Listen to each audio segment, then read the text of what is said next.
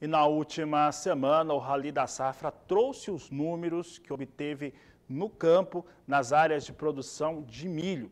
E trouxe uma estimativa para a segunda safra no Centro-Sul brasileiro, nas áreas de produção, em 65 milhões e 300 mil toneladas.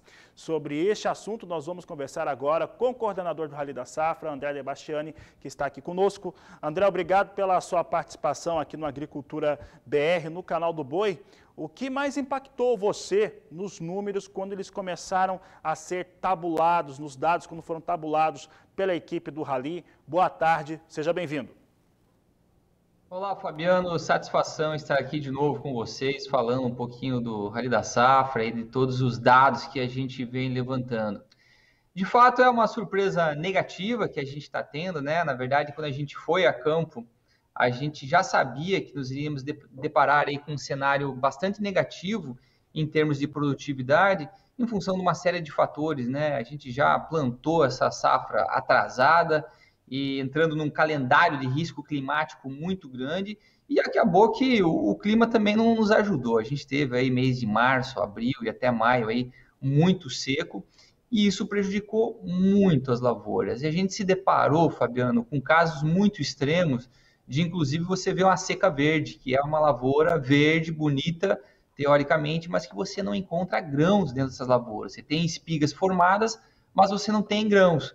Por quê? Porque tamanha foi a seca em algumas regiões que acabou resultando aí num descasamento de polinização. Ou seja, a parte masculina da planta ela estava pronta num momento diferente da parte feminina, e a gente se deparou com esse cenário de muitas espigas acabaram não tendo nenhum grão formado. Ou ainda você tem aí a formação de grão, mas não tem o enchimento.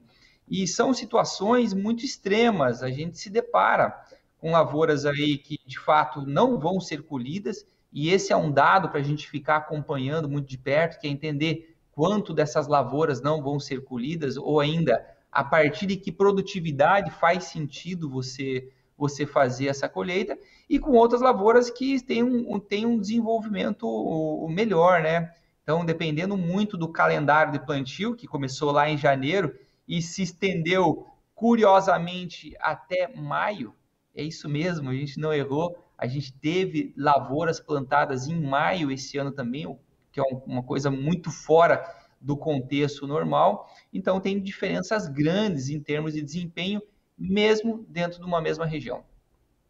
André, eu estava olhando os levantamentos que foram apresentados do relatório e eu observei o seguinte, vários estados com perda de produtividade muito expressiva.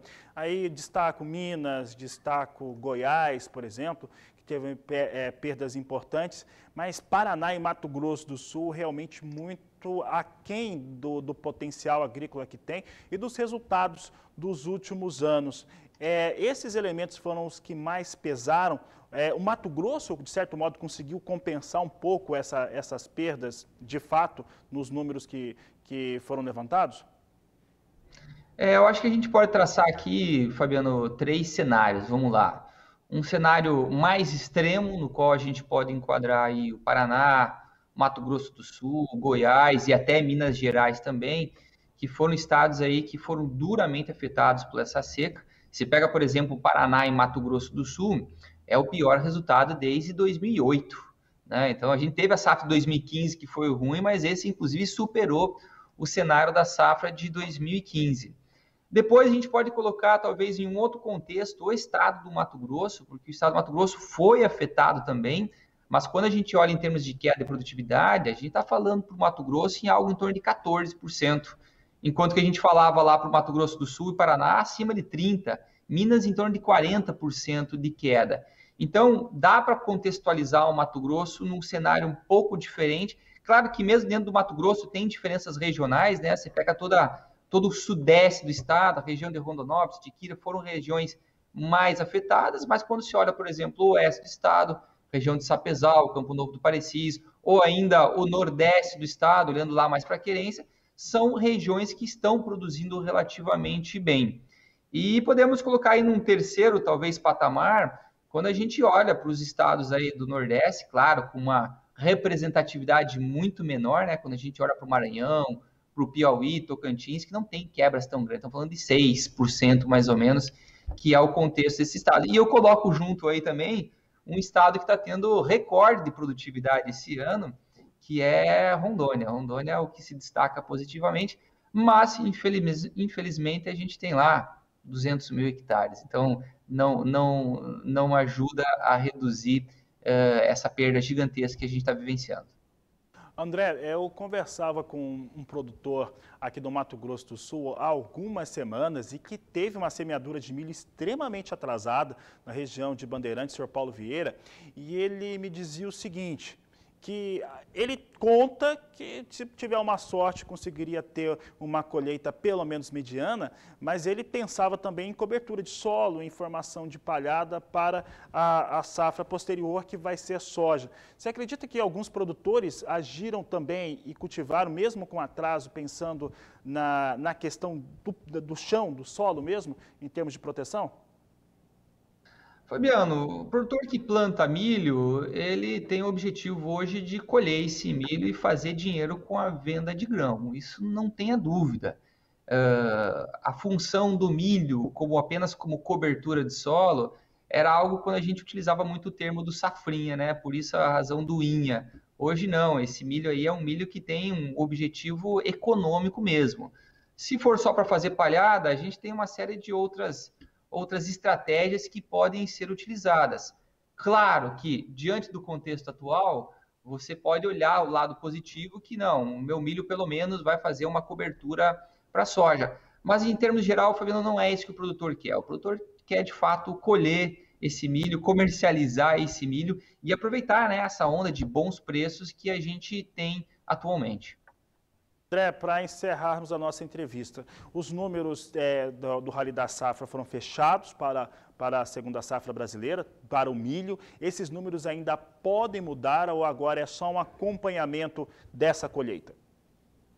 Não, pode mudar sim, Fabiano. O que a gente encerrou foi a etapa campo do Rally da Safra, que é o momento que a gente tem dados de campo mesmo, das lavouras, para conseguir traçar em um cenário um pouco mais baseado em dados e não somente numa ligação ou no que um produtor acha ou que algumas pessoas estão vendo na região. Quando a gente faz o rally, vai a campo, e daí a razão de existir o rally é para que a gente tenha aí dados quantitativos para mensurar essa safra. Mas essa é uma safra que, como a gente mesmo contextualizou aqui, ela está muito atrasada, então, tradicionalmente, essa era uma época que a gente tinha já uma definição muito mais clara em termos de produção, e esse ano ainda não, ainda tem muita coisa para acontecer. Como eu havia comentado antes, tem plantio em abril e tem plantio em maio, então imagina só a quantia que tem aí de água para passar debaixo da ponte para definir o potencial dessas lavouras. Essa semana mesmo nós temos aqui previsão de geada em várias regiões do Brasil, né?